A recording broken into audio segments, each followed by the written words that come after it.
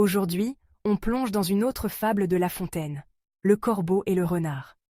Cette histoire, tu la connais sûrement. C'est un classique sur la flatterie et l'ego.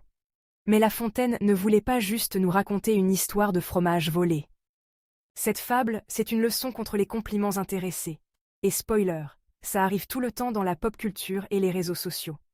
Alors, prêt pour un voyage entre la fable classique et les flatteurs modernes? C'est parti. Alors, voyons de plus près nos deux personnages. On a d'abord le corbeau, tranquille sur son arbre, avec son fromage. Il est là, super fier, prêt à profiter de sa prise. Mais attention, voilà que le renard arrive, le regard vif, prêt à tout pour lui piquer son snack. Comment il fait? Il commence à flatter le corbeau en le couvrant de compliments bien sucrés. Oh, t'es tellement beau, tes plumes brillantes au soleil, et si tu chantes aussi bien que t'es stylé, t'es le phénix des bois. Et là, bam, le corbeau, flatté comme jamais, se dit « Allez, je vais leur montrer de quoi je suis capable. » Il ouvre le bec pour chanter, et laisse tomber son précieux fromage. Le renard, lui, récupère le fromage et part, laissant le corbeau tout honteux. La morale? Ne te laisse pas manipuler par les flatteurs. Les gens qui t'encensent sans raison ont souvent un truc en tête, alors garde tes distances, et surtout, garde ton fromage. Un petit fun fact sur cette fable. Au XVIIe siècle, les gens adoraient flatter les nobles pour obtenir des faveurs. Tu pouvais monter dans la hiérarchie juste en disant aux bonnes personnes qu'elles étaient formidables. La Fontaine, lui, en avait un peu marre de voir tous ces hypocrites se faufiler grâce aux compliments. Il voulait montrer que, même en haut, les gens se font avoir. Et un autre point marrant, le renard, souvent vu comme malin dans les fables, représente ici celui qui sait comment jouer avec l'ego des autres. En gros, La Fontaine t'apprend à ne pas te laisser embobiner par les paroles mielleuses. Plutôt cool, non? Bon, maintenant qu'on connaît la fable, voyons où on peut retrouver cette leçon dans la pop culture. Tu as sûrement déjà croisé des personnages qui se laissent manipuler par la flatterie, non? Prenons Naruto, par exemple.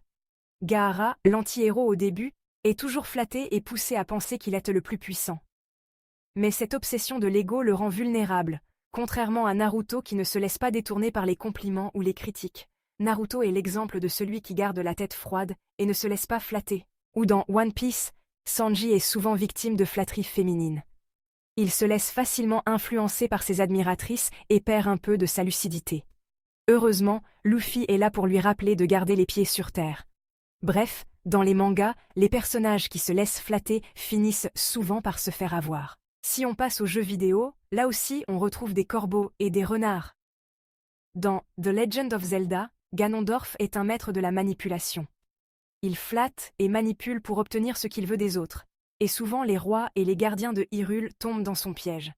Le héros Link, lui, sait se méfier des compliments faciles. Dans Pokémon, Giovanni, le chef de la Team Rocket, est un maître du mensonge. Il utilise les flatteries pour attirer les jeunes dresseurs et les transformer en sbires, en leur faisant croire qu'ils seront puissants et reconnus. Il joue exactement le rôle du renard en exploitant l'ego des autres. Dans les films et séries, ce type de manipulation par la flatterie est super courant. Prenons Harry Potter. Draco Malfoy passe son temps à flatter les profs et à manipuler les autres pour les pousser à faire son sale boulot. Il sait que ça marche sur ceux qui se laissent trop prendre au sérieux. Ou encore dans Zootopia, Bellwether, la secrétaire, passe son temps à flatter les personnages de haut rang pour les manipuler. Elle leur dit ce qu'ils veulent entendre pour les contrôler en douce. Ici encore, c'est une version moderne du renard. Dans Toy Story, on retrouve aussi ce genre de situation avec Lotso, l'ours en peluche manipulateur. Il joue aux gentils pour charmer les jouets et les garder sous contrôle. Un peu comme le renard qui manipule le corbeau avec des mots doux. Dans Kung Fu Panda, Tai Lung est flatté par les compliments de son maître, qui le persuade qu'il est le meilleur. Mais cette flatterie excessive finit par le rendre arrogant et le mène à sa perte. Po, en revanche, est l'opposé. Il garde la tête froide et reste humble, même en recevant des compliments. Comme quoi, le corbeau et le renard sont partout.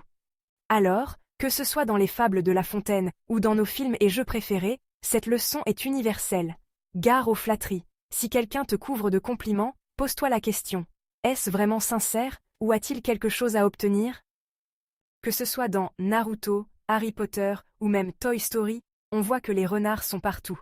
Et bien sûr, les vrais gagnants sont ceux qui, comme Po ou Naruto, savent garder les pieds sur terre. Alors, dis-moi, t'es plutôt Team Corbeau, parfois trop flatté, ou Team Renard, un peu rusé, dis-le-moi en commentaire. Si tu as aimé cette fable revisitée, n'oublie pas de liker, commenter et t'abonner pour plus de fables réinventées avec une touche moderne. À très vite sur La Fontaine réinventée pour une nouvelle vidéo.